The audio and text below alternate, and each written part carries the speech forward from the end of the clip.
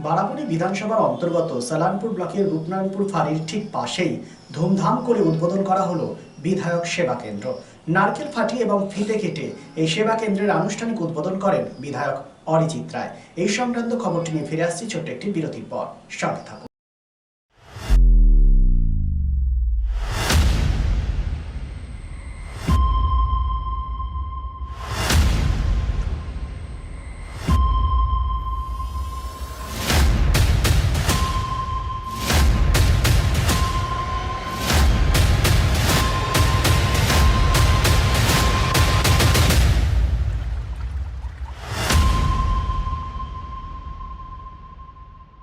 এলাকার মানুষের পাশে দাঁড়াতে এবং তাদের অভাব অভিযোগের সরাসরি সমাধান করতে এই উদ্যোগ নেওয়া হয়েছে বলে জানানো হয়।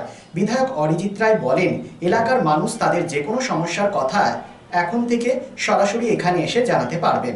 আমি খুব শীঘ্রই নির্দিষ্ট দিনক্ষণ জানিয়ে দেব কবে কবে আমি নিজে এখানে সাধারণ মানুষের মুখোমুখি হব।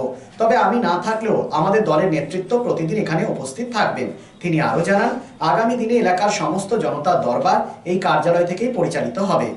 এলাকার সার্বিক উন্নয়নের প্রতিশ্রুতি দিয়ে বিধায়ক আগের সরকারকে তীব্র ভাষায় আক্রমণ করেন। তিনি দাবি করেন, এখানে প্রচুর উন্নয়ন করার কাজ বাকি আছে, কারণ আগের সরকার কোনো উন্নয়নই করেনি, শুধুমাত্র মানুষকে বোকা বানিয়েছে। এর পাশাপাশি তিনি যোগ করেন, বর্তমানে রাজ্য কেন্দ্র ডবল ইঞ্জিন সরকার থাকার কারণে তারা মানুষের কাছে দেওয়া উন্নয়নের সমস্ত প্রতিশ্রুতি পূরণে সম্পূর্ণ বিশ্বস্ত দায়বদ্ধ। এলাকার দীর্ঘদিনের জ্বলন্ত সমস্যাগুলো নিয়েও এদিন কথা বলেন বিধায়ক। তিনি জানান, রূপনারায়ণপুর এলাকার অন্যতম প্রধান সমস্যা হলো একটি দমকল কেন্দ্রের অভাব। এই বিষয়টি নিয়ে ইতিমধ্যেই উচ্চ পর্যায়ে আলোচনা হয়েছে এবং যত দ্রুত সম্ভব এর সমাধানের চেষ্টা করা হচ্ছে। উদ্বোধনী অনুষ্ঠানে বেশ কয়েকজন স্থানীয় মহিলা বিধায়কের কাছে এসে তাদের এলাকার বেহাল রাস্তার অভিযোগ জানান। বিধায়ক অরিজিৎ রায় মন দিয়ে তাদের সমস্যার কথা শোনেন এবং দ্রুত রাস্তা সংস্কারের আশ্বাস দেন।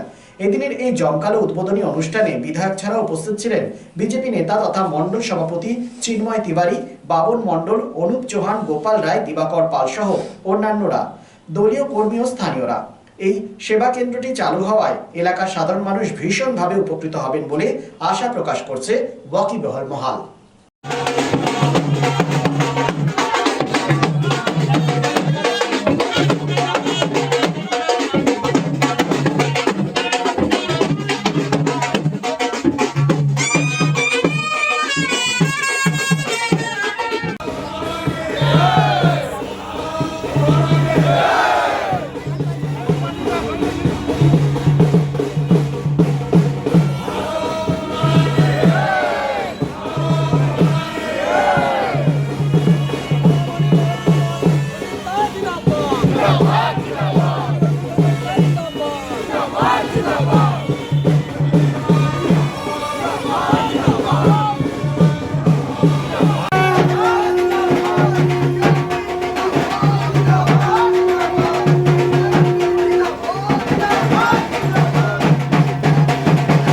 আমাদের একটা বিরাট ম্যান্ডেট নিয়ে মানুষের ভালোবাসা আশীর্বাদ কে পাথেয় করে আমাদের যে নতুন পথ চলা ভারতীয় জনতা পার্টি এবং আমাদের এই নতুন সরকার, তো এই যে মানুষের এত আশা প্রত্যাশা, তাদের যে সুবিধা অসুবিধার কথা শোনার জন্য এত বড় এলাকা, সেই তারই অঙ্গ হিসেবে রূপনারায়ণপুর বারাবণী বিধানসভার প্রাণ কেন্দ্র।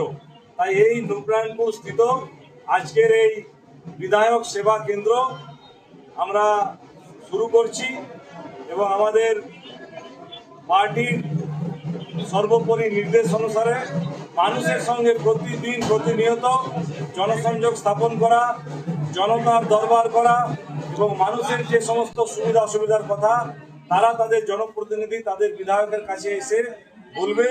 তাই এই রূপনারায়ণপুর স্থিত যে বিধায়ক কার্যালয়, সেই কার্যালয়ে আমরা একটা শিডিউল করে কবে কবে এখানে আমরা থাকবো সবাই, আমাদের পার্টির যারা নেতৃত্ব তারা তো প্রতিদিন প্রতিনিয়ত থাকবে, আমি বিধায়ক হিসাবে এখানে কবে কবে থাকবো সেটা এখানকার জনগণকে আমরা জানিয়ে দেবো। তো সকলকে বলবো সালানপুর এলাকার যে সবাই মিলে আসুন আমাদের এই বিধায়ক সেবা কেন্দ্রে, কারণ এই সরকার মানুষের সরকার, এই মানুষের কণ্ঠস্বর এই সরকারের কণ্ঠস্বর। তাই এই রূপনারায়ণপুর, চিত্তরঞ্জন সহ সালানপুরের সমস্ত মানুষের জন্য যোগাযোগ স্থাপনের, তাদের জনপ্রতিনিধি, তাদের এলাকার বিধায়ককে তাদের কাছে পাওয়ার জন্য আজ থেকে এই সেবা কেন্দ্র চালু হচ্ছে। সাধারণ মানুষের চাহিদা ছিল এখানে একটা কার্যালয় হোক, সেই কার্যালয় আজকে উদ্বোধন করলেন আপনি। তো অনেকটা আশা আকাঙ্ক্ষা রয়েছে আপনার উপর। তো এলাকার মানুষের জন্য আরো কি কি মানে করার মানে রয়েছে, আশা রয়েছে? এলাকার মানুষের জন্য প্রচুর কাজ, এখন প্রচুর, কারণ 15 বছর ধরে মানুষ কিচ্ছু পায়নি। আপনারা দেখেছেন, স্বাস্থ্য, শিক্ষা থেকে শুরু করে সর্বক্ষেত্রে যেভাবে এখানে করাপশন হয়েছে এবং এখানকার নেতাদের ওপর মানুষের যে আক্রোশ, তো মানুষের যে এত প্রত্যাশা আমাদের উপর, সেটা পূরণ করা আমাদের একটা নৈতিক কর্তব্য এবং সেই লক্ষ্যেই আমাদের পথ চলা। আমরা বিভিন্ন প্রস্তাব রেখেছি, যেমন আপনারা দেখেছেন যে রূপনারায়ণপুরে কিছু হলে প্রায় অগ্নিকাণ্ড ঘটে। এখানে যেমন একটা দমকল কেন্দ্র, ফায়ার স্টেশন খুব জরুরি। এই বিষয়ে আমি অলরেডি প্রস্তাব পাঠিয়েছি এবং যত দ্রুত সম্ভব আমি সেই দপ্তরের সঙ্গে কথা বলে আমরা এই রূপনারায়ণপুরে অগ্নি নির্বাপন কেন্দ্র অতি অবশ্যই প্রথম স্থাপন করব এবং তার সাথে সাথে এলাকার উন্নয়নের যে কাজ, সেই কাজ আমাদের অগ্রগতির সঙ্গে চলবে। দাদা, এখানে শিল্প, ছোট ছোট এই শিল্প, আপনি কিছুদিন আগে একটা শিল্পর উদ্বোধন করে গেলেন, ছোট শিল্প একটা। তো এইখানে হিন্দুস্তান কেবলস রয়েছে, সেই হিন্দুস্তান কেবলস নিয়ে যদি দু চার কথা সাধারণ মানুষের জন্য বলেন। দেখুন, আমি তো প্রথমেই বলেছি যে এই সরকার গঠন হওয়ার পরই শিল্প স্থাপনের মানসিকতা সর্বক্ষেত্রে জাগরিত হয়েছে। সে একটা বড় ইন্ডাস্ট্রি লেভেল থেকেও হোক বা একটা ক্ষুদ্র যারা ব্যবসা করার মানসিকতা রাখে, কারণ তা না হলে এই সালানপুরের প্রত্যন্ত গ্রামের ভিতরে বস্ত্র কারখানা হচ্ছে।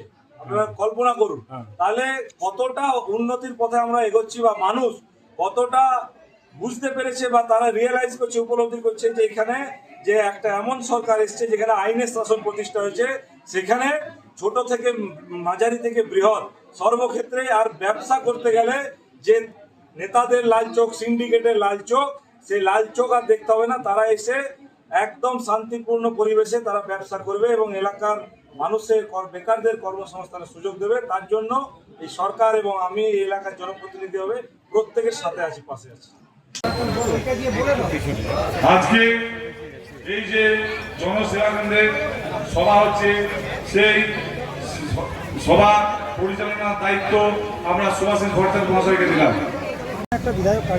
সমস্যা বলতে সবার তো ব্যক্তিগত সমস্যা থাকে। এখন আমাদের প্রধান সমস্যা হলো রাস্তাটা, যার কার্যালয় হচ্ছে রাস্তার ওপরে।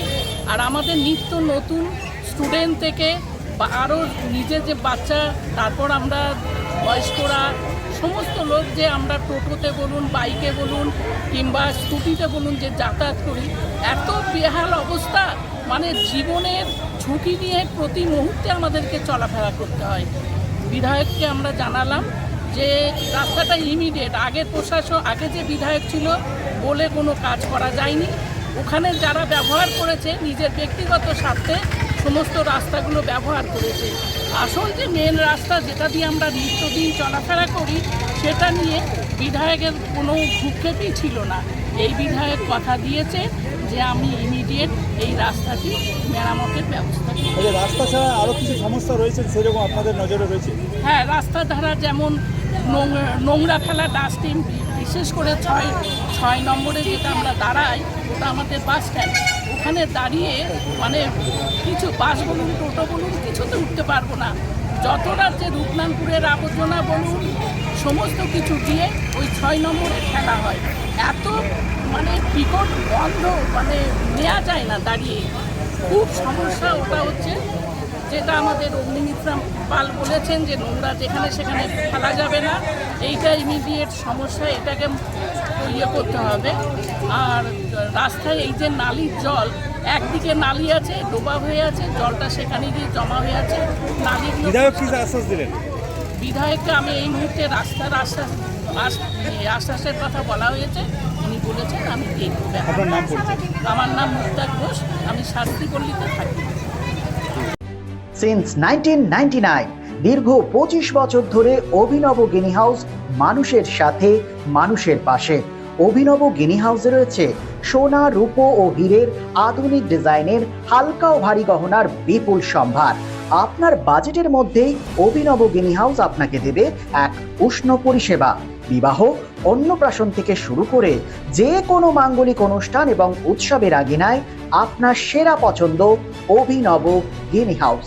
অভিনব গিনি হাউসে আপনি পাবেন gold to gold full return, 20% discount on making charges, certified gem stone, hallmark silver ornaments, diamond ornaments এবং আরও অন্যান্য পরিষেবা। সুতরাং আর দেরি কেন? আপনার পছন্দের জিনিসটি বেছে নিতে আজই চলে আসুন অভিনব গিনি হাউস, বিসাইড বাজার, Kolkata, GT road, Asansol. Phone number 9641225883, এছাড়া 03412311 920।